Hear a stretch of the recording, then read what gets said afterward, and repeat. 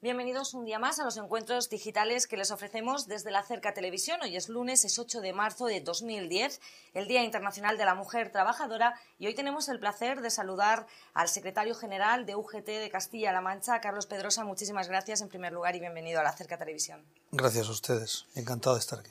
Esta misma mañana, con motivo precisamente del Día Internacional de la Mujer Trabajadora, usted ofrecía una rueda de prensa aquí en Albacete. Y a mí me gustaría que habláramos sobre la mujer y la situación en la que se encuentra en estos momentos, a pesar de que se ha evolucionado la lucha para conseguir esa igualdad real entre hombres y mujeres. Lo cierto es que en estos momentos sigue presentando la menor tasa de actividad y la mayor tasa de paro. ¿Qué líneas de actuación, qué medidas se están impulsando desde UGT para conseguir esta igualdad real entre hombres y mujeres en el plano laboral? Bueno, pues destacar en primer lugar la participación que desde la Unión General de Trabajadores hemos tenido en un asunto que creemos crucial, importante, positivo, por tanto, para la situación real de las mujeres de cara a cualquier aspecto de su vida, pero sobre todo de cara a ese aspecto fundamental, básico, que es el empleo, con el desarrollo y la aplicación de la Ley de Igualdad Efectiva entre hombres y mujeres que puso en marcha el Gobierno de España después de negociar con agentes sociales y económicos el pasado año 2009.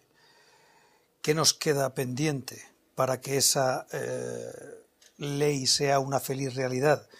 Pues que a través de la negociación colectiva desarrollemos y concretemos a través de planes de igualdad, a través de cláusulas con medidas positivas para mejorar la situación de la mujer empresa a empresa, pues seamos capaces de desarrollar negociándolo con los empresarios. ¿Y qué nos queda en el terreno más conflictivo y en una fase complicada y que está suponiendo una crítica importante del sindicato a la actuación del Gobierno de Castilla-La Mancha? Pues que esa futura ley de igualdad de Castilla-La Mancha no sea un freno o no traiga consigo efectos paliativos para las mejoras positivas que la ley estatal ha puesto en marcha. En ese sentido vamos a ser muy exigentes con el Gobierno de España, como en el sentido de la negociación colectiva, pues vamos a ser muy exigentes con los empresarios en los procesos de negociación colectiva de este año 2010. Esa desigualdad laboral que existe en estos momentos con las mujeres hace quizá que sean más vulnerables para afrontar la crisis económica. Esto se deja notar en los últimos datos del paro registrados en Castilla-La Mancha, correspondientes al mes de febrero. De los cerca de 200.000 desempleados que hay en la región, algo más de la mitad son mujeres. ¿Qué valoración podría hacernos sobre estos datos? Bueno, pues una valoración muy negativa, pero sobre todo creo que aquí tenemos que ser muy cuidadosos a través de la negociación colectiva y otras actuaciones sindicales, porque hasta ahora la destrucción de empleo se ha centrado de forma importante en sectores que, como la construcción, están muy masculinizados y por lo tanto han producido desempleo masculino. Actualmente el paro se está trasladando por la caída del consumo al sector servicios, comercio, hostelería, etcétera. Y ahí las tasas de empleo femenino son mayores. Por lo tanto, el incremento del paro en las trabajadoras amenaza con incrementarse a las cifras actuales. Por ponerle un ejemplo, actualmente las cifras de trabajadoras en desempleo en el sector servicios en Castilla-La Mancha y en Albacete doblan a la cifra de desempleo de sus compañeros hombres. Y decirle también pues una problemática que desvelan las cifras de seguimiento del paro y de la contratación en nuestra comunidad autónoma sobre las dificultades que tienen las mujeres a la hora de incorporarse por primera vez a un puesto de trabajo. Cuando hablamos de paro en el colectivo de sin empleo anterior, personas que se incorporan al mercado de trabajo por primera vez, las mujeres desempleadas en esta categoría triplican a los hombres desempleados en número. Hablamos de poner en marcha medidas para crear, para mantener empleo, para devolver el poder adquisitivo a los trabajadores, ya sean hombres o sean mujeres. Y en ese sentido, desde UGT, ustedes apuestan por incentivar, por fomentar esas iniciativas que se engloban en el Acuerdo para el Empleo y la Negociación Colectiva 2010-2012. Concretamente, ¿qué aspectos, en su opinión, son a los que se les debe dar prioridad dentro de este acuerdo para conseguir estos objetivos? Vamos a ver, en primer lugar, dejar claro por opiniones que se han venido vertiendo, sobre todo por responsables políticos en los últimos días, el empleo no nace espontáneamente en las esquinas, es decir, es muy complicado crear puestos de trabajo porque es muy complicado poner en marcha empresas en la situación actual. Por lo tanto, no hay medidas mágicas, pero sí podemos tomar medidas de incentivación del empleo entre los jóvenes, sobre todo entre las trabajadoras jóvenes, orientando las subvenciones, orientando los incentivos a la creación de empleo a estos colectivos. Y, en segundo lugar, sí se pueden tomar medidas paliativas que impidan, primero, que se destruyan más puestos de trabajo en el sector servicios, fomentando el consumo.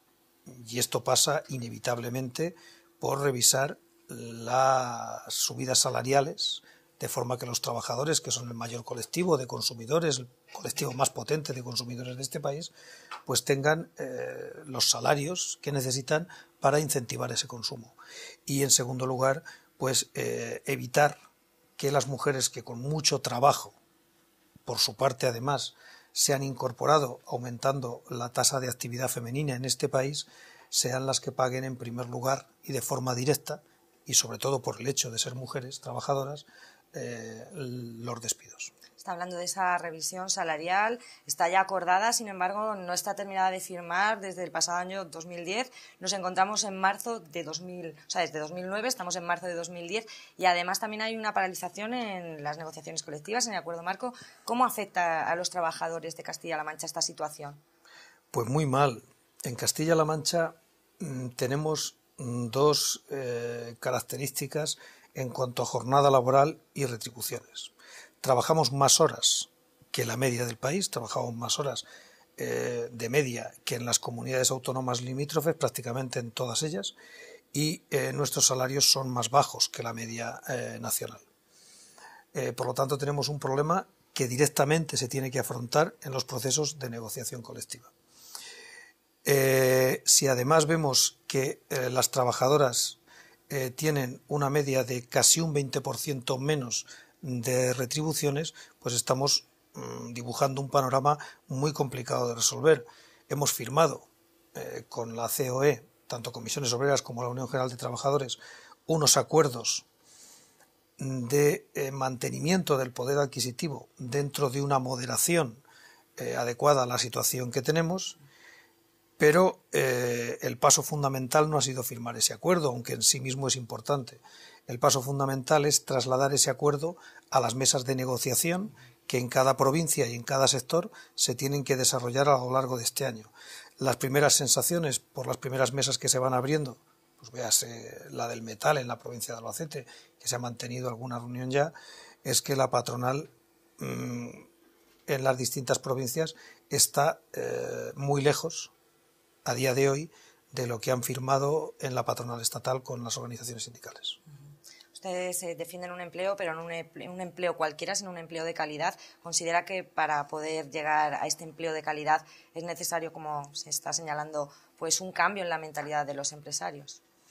Bueno, nosotros hemos apuntado muchas veces que hace falta en este país un cambio de modelo económico y que eso debería desembocar en un cambio de modelo productivo, que apostara por la I+D+I, que apostara por unos recursos humanos suficientemente formados y cualificados y que apostara por una economía en general más productiva.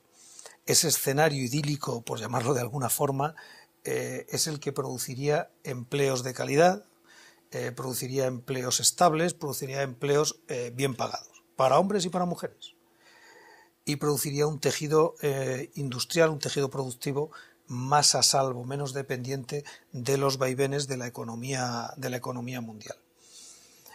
Yo creo, viendo la realidad del día a día de nuestras empresas en Castilla-La Mancha, que en esta comunidad autónoma hace falta, si no un cambio generacional de empresarios, sí al menos un cambio de mentalidad empresarial importante.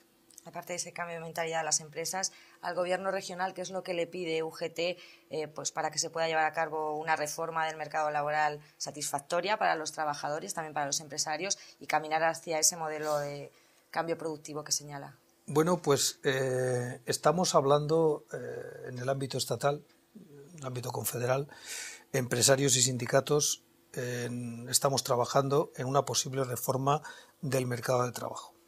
Y en este sentido, lo que sí tenemos que pedir desde la UGT a las distintas organizaciones empresariales es que los debates se centren en esas mesas de negociación y no en los medios de comunicación con propuestas inasumibles, porque da la sensación de que la patronal quisiera romper el proceso antes de empezarlo.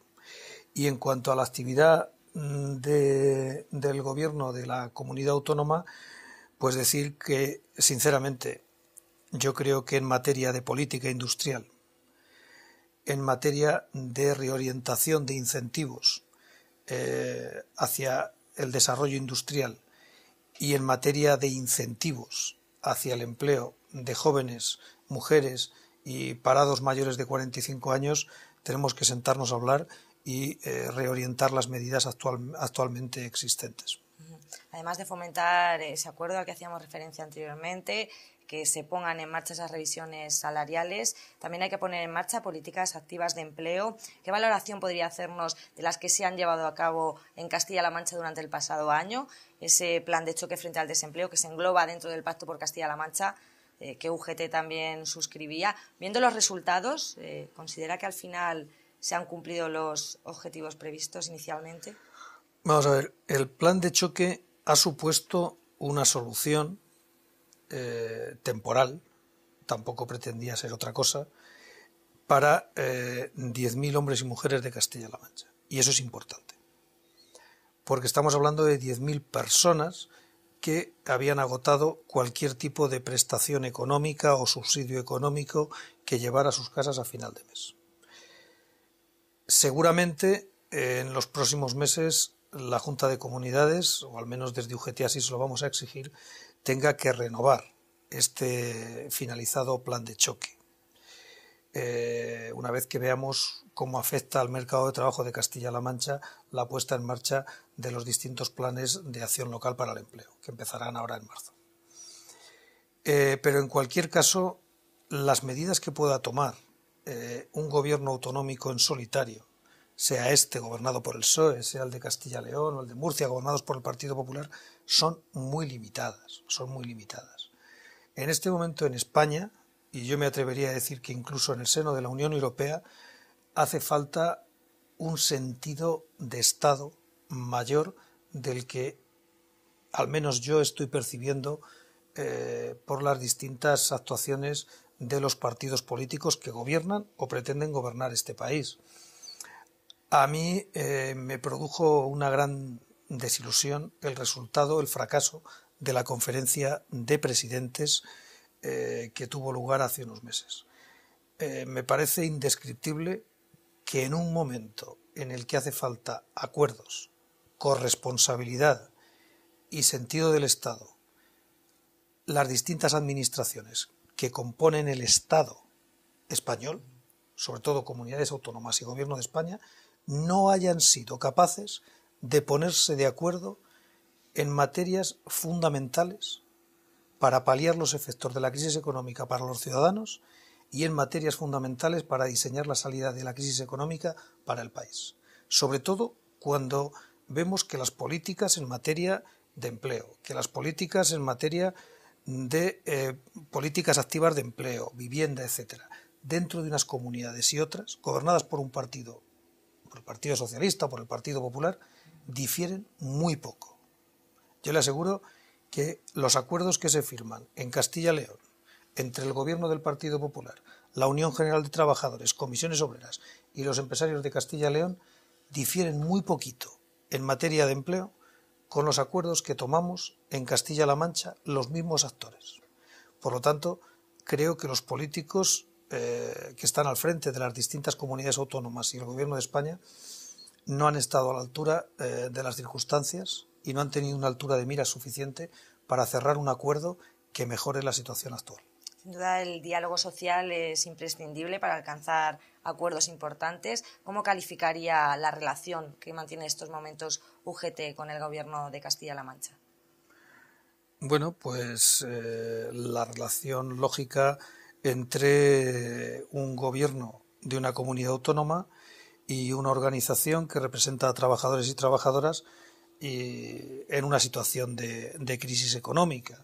Es decir, acuerdos no exentos de tensiones y discrepancias. Y vuelvo a lo que decía antes, nosotros mantenemos ahora mismo un conflicto abierto con el gobierno de la comunidad autónoma en torno a dos cuestiones que para nosotros son fundamentales. Una, la puesta en marcha de la Ley de Igualdad de Castilla-La Mancha. Creemos que el gobierno de la comunidad autónoma, de forma previa a la tramitación del anteproyecto de ley en las Cortes de Castilla-La Mancha, debería haber negociado aspectos fundamentales de la misma con empresarios y sindicatos, si lo que pretende es hacer algo útil a la sociedad de Castilla-La Mancha. Y nosotros venimos reclamando desde hace meses, sin respuesta alguna, al gobierno de la comunidad autónoma que varíe la actual línea de incentivos a la contratación, orientándola hacia el empleo de jóvenes, tanto trabajadores como trabajadoras, y hacia el empleo de mayores de 45 años.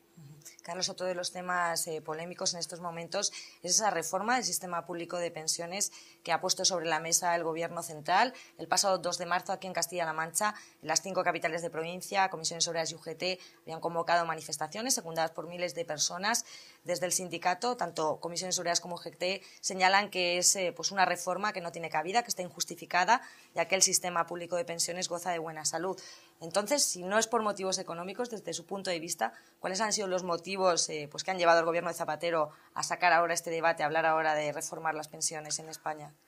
Bueno, usted ha sido muy generosa con el Gobierno de España cuando ha dicho que ha puesto sobre la mesa una propuesta de reforma de pensiones.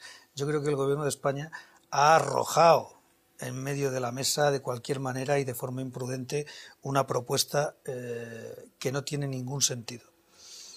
¿Y qué creo yo que ha llevado al Gobierno de España a soltar esa bomba en una semana horrorosa para el país? Pues habría que preguntárselo al presidente del Gobierno, mejor no preguntárselo al ministro de Trabajo, que le pilló por Europa y por sorpresa, pero sinceramente yo creo que ha sido algo de miedo escénico en su presencia en la cumbre de Davos lo que le ha llevado a plantear esta situación, con el fin de paliar seguramente las críticas que desde el sector financiero internacional estaban lloviendo sobre España y sobre el Gobierno de España en aquellos días, sin prever que las críticas que se iban a despertar en España pues iban a superar aquellas, ¿no? Nosotros creemos que el sistema de pensiones se puede negociar, se puede hablar, se pueden producir cambios, pero nunca fuera de la mesa del Pacto de Toledo, porque son los acuerdos y la forma de actuar en materia de pensiones que nos hemos dado, partidos políticos, sindicatos, empresarios en este país. En segundo lugar, creo que nunca bajo la óptica del recorte. ¿Cómo van a entender los pensionistas presentes y futuros en España que si en un año de crisis económica brutal la Seguridad Social ha tenido un superávit de 8.400 millones de euros hasta engrosar en más de 60.000 la hucha de las pensiones, se hable de recortes, cuando se debería hablar de mejoría? Y sobre todo tenemos que hablar de 3 cuestiones fundamentales que el Gobierno de España además en gran medida está incumpliendo porque están acordadas y firmadas con el propio Gobierno actual. Primero, la integración de los trabajadores del campo en el régimen general de Seguridad Social. Segundo, hablar del régimen especial de los trabajadores y trabajadoras empleados de hogar para su integración en el régimen general de la Seguridad Social. Tercero, tenemos que hablar de algunas profesiones que por especiales circunstancias de penosidad pues tendremos que hablar de la anticipación de la jubilación, véase la construcción de los trabajadores y trabajadoras a pie de obra, y evidentemente tenemos que hablar de algo fundamental, y es de la separación de las fuentes de financiación de la seguridad social. Y además destacar una cosa, por aquellos agoreros que hablan de el fiasco de la bancarrota de nuestro sistema público de pensiones. Primero, los planes de pensiones que se han venido abajo han sido los planes privados que con la crisis de las bolsas se han venido abajo. El sistema de pensiones y de protección social en España goza de una magnífica salud y yo no me imagino un país en el que quiebre la seguridad social, porque tendríamos que hablar de que ha quebrado el Estado. Y si ha quebrado el Estado, pues han quebrado las empresas, han quebrado los gobiernos, han quebrado todas las instituciones. Y en todo caso, pues estaríamos hablando de suspensión de pagos o de otras cuestiones, pero nunca individualmente de quiebra de la seguridad social. Me temo que hay otros intereses más particulares en este debate. Desde Comisiones Obreras, la semana pasada aquí en Albacete, su secretario provincial, Paco de la Rosa, decía que si no se llegaba a un acuerdo en el tema de las pensiones, que iban a convocar una huelga general. Desde UGT, ¿cuál es la postura a este respecto? ¿Se está barajando esta posibilidad también? Estamos trabajando conjuntamente con los compañeros de Comisiones Obreras en todas las iniciativas puestas en marcha en contra de esta decisión del Gobierno de España. Y no descartamos en ese sentido, coincidimos con los compañeros, no descartamos en ese sentido de que si se produce un recorte de derechos en materia de pensiones o en otros ámbitos, no descartamos ningún tipo de movilización, incluida la huelga general. Carlos, desde muchos sectores en la sociedad pues se ha criticado el hecho de que ahora se hable de una huelga general o que se salga a la calle por esta reforma del sistema público de pensiones y que con los datos tan elevados del paro no se haya hecho antes. Bueno, si alguien me convence a mí personalmente de que convocar una huelga general iba a producir puestos de trabajo, iba a crear puestos de trabajo en este país, pues evidentemente yo cambiaría de opinión. En este país las huelgas generales que se han hecho a gobiernos del Partido Socialista o a gobiernos del Partido Popular ha sido cuando nos han puesto sobre la mesa recortes de derechos. Unas veces recortes en las prestaciones por desempleo, otras veces recortes a través de reformas del mercado de trabajo, como pasó en los gobiernos de Felipe González en los años 90.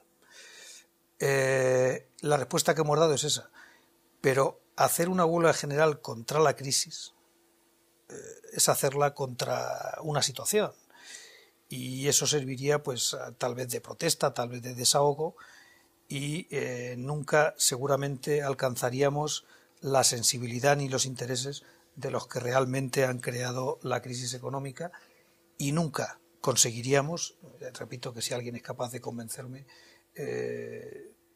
yo cambiaría de opinión, pero no creo que una huelga general creara puestos de trabajo. En cualquier caso, aquellos que piden y reclaman que los sindicatos desatendemos o no hacemos una huelga general por los más de 4 millones de desempleados de este país, si a mí son capaces de poner a la UGT una propuesta que me convenza de creación de puestos de trabajo, yo pelearía por esa propuesta, incluso llegando a la huelga general, pero nadie ha puesto sobre la mesa esa fórmula mágica a día de hoy. Volviendo a Castilla-La Mancha, desde UGT habéis solicitado a la Consejería de Trabajo y Empleo que se convoque urgentemente esa comisión de seguimiento del Plan por la Consolidación y la Calidad del Empleo en Castilla-La Mancha. ¿Qué esperanzas hay puestas en esta comisión? Pues lo que le decía anteriormente, es decir, nosotros creemos que necesitamos medidas concretas de reorientación de las políticas que actualmente desarrolla el SEPECAN y la Consejería de Trabajo y Empleo en materia de empleo de jóvenes y de mayores de 45 años.